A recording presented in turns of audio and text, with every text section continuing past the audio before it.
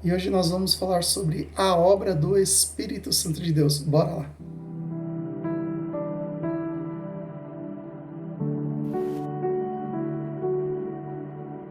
Graças a paz, queridos, bem-vindos ao Devocional Pregai. Nós estamos lendo o livro de João, amém? E hoje é dia de lermos os capítulos 16, 17 e 18 da Palavra do Senhor. Eu quero compartilhar aqui com os irmãos João, no seu capítulo 16, versículo 5 ao versículo 12, a Palavra do Senhor vai dizer assim: Agora, porém, vou para aquele que me enviou, e nenhum de vocês me pergunta para onde vou. Em vez disso, entristecem-se por causa do que eu lhes disse. Mas, na verdade, é melhor para vocês que eu vá, pois se eu não for, o encorajador não virá. Se eu for, eu o enviarei a vocês. Quando ele vier, convencerá o mundo do pecado, da justiça e do juízo. Do pecado, porque o mundo se recusou a crer em mim. Da justiça, porque eu voltarei para o Pai, e não me verão mais. Do juízo, porque o governador deste mundo já foi condenado. Há tantas coisas que ainda quero lhes dizer, mas vocês não podem suportar agora. Amém?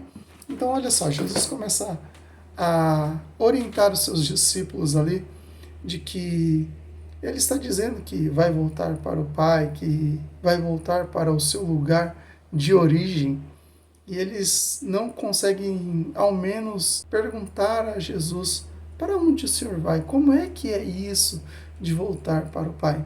Eles ficam tristes porque Jesus anunciava por diversas vezes que iria morrer. Então eles começam a se atentar sobre a morte, mas não se atentam para onde Jesus vai. E às vezes nós somos assim também. Nós nos atentamos para algumas coisas, mas para outras coisas ou para as maravilhas do Senhor para as nossas vidas, às vezes nós não nos atentamos. Mas de fato, Jesus, ele nos dá um ensinamento maravilhoso aqui. Ele diz que voltará ao Pai e que enviará o encorajador, ou seja, o Espírito Santo da verdade. Por que obra do Espírito Santo? Porque somente ele é capaz de convencer o ser humano do pecado, da justiça e do juízo. Amém? No finalzinho desses versículos que eu li aqui para você, você notou o que Jesus fala para os seus discípulos?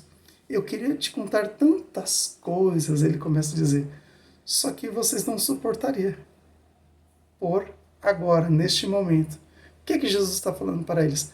Chegará um momento em que vocês vão estar cheios do Espírito Santo de Deus. E o próprio Espírito Santo vai te revelar tantas coisas maravilhosas.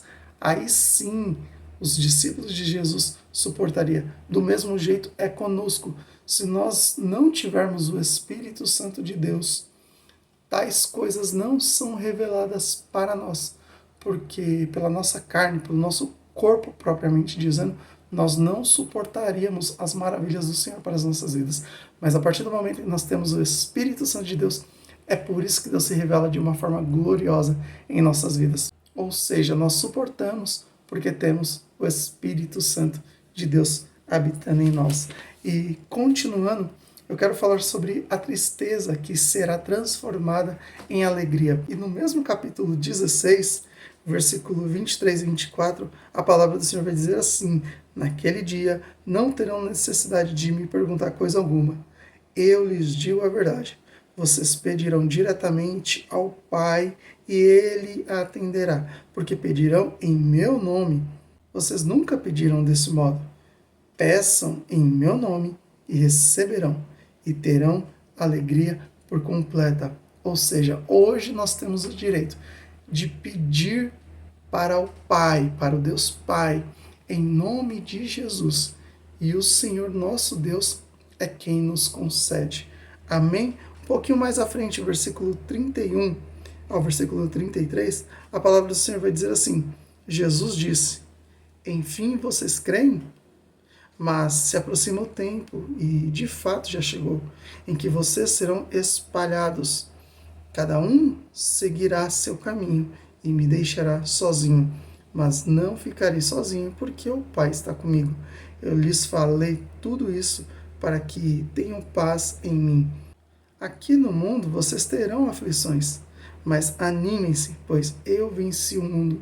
E quando Jesus fala isso, ele está querendo dizer, olha, no mundo vocês terão aflições, mas eu venci o mundo. O que ele está se referindo?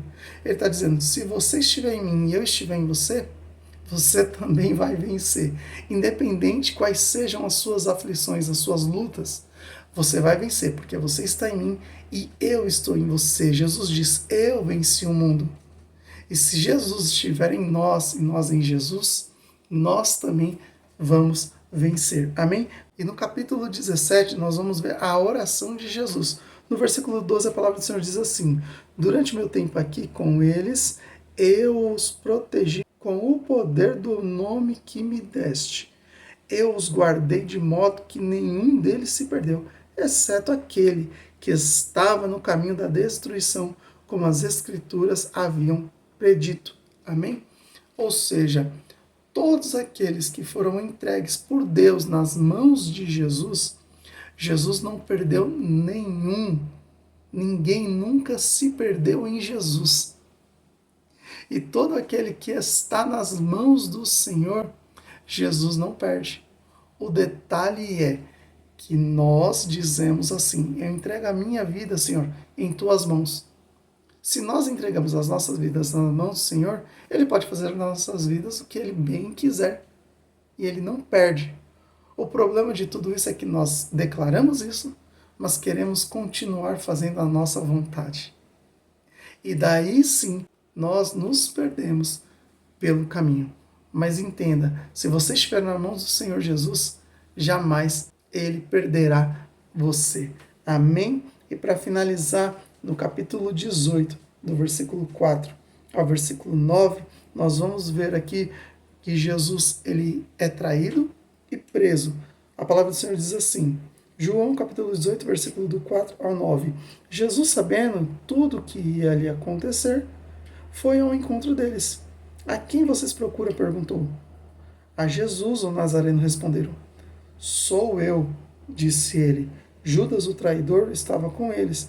Quando Jesus disse, sou eu, todos recuaram e caíram para trás no chão. Mais uma vez ele perguntou, a quem vocês procuram? Novamente eles responderam, a Jesus o Nazareno. Já lhes disse que sou eu, respondeu ele. E uma vez que é a mim que vocês procuram, deixem estes outros irem embora. Ele fez isso para cumprir sua própria declaração. Não perdi um só de todos que me destes. Amém? Olha que interessante que acontece aqui. Você já entendeu que Jesus nunca perdeu nenhum daqueles cuja qual Deus deu para ele. Mas aqui acontece algo muito interessante. Quando eles vêm prender Jesus, Jesus vai ao encontro deles e pergunta, quem vocês procuram? Aí eles dizem, Jesus o Nazareno. E ele responde, eu sou. Quando ele responde dessa forma, eu sou, só dele responder dessa forma, eles caem para trás no chão. E daí Jesus pergunta por mais uma vez, quem vocês procuram? E eles falam, Jesus o Nazareno. Aí Jesus, ele fala assim, eu sou. E aqui nessa declaração, nós vamos enxergar Jesus 100% Deus e 100% homem. Amém? Quando ele fala a primeira vez, a glória dele faz com que acabe impactando sobre a vida dessas pessoas que vieram prender Jesus, ao ponto deles caírem para trás no chão.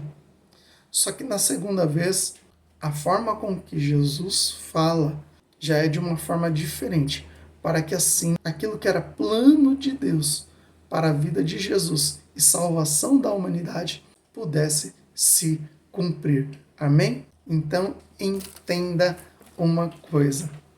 Não somos nós que convencemos as pessoas do pecado, do juízo e da justiça.